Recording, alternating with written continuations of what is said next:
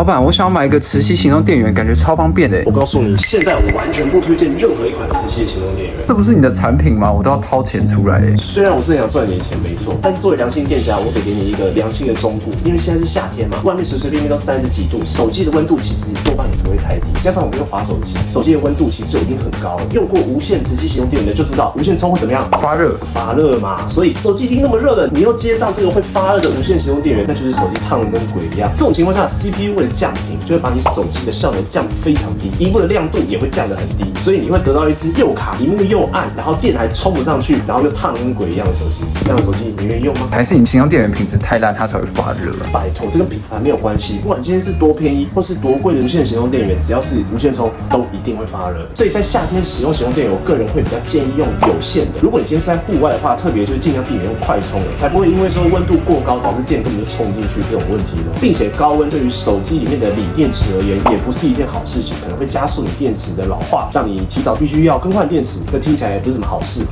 你也有买这种磁吸的无线行动电源吗？最近用起来觉得如何？底下留言跟大家分享讨论看看吧。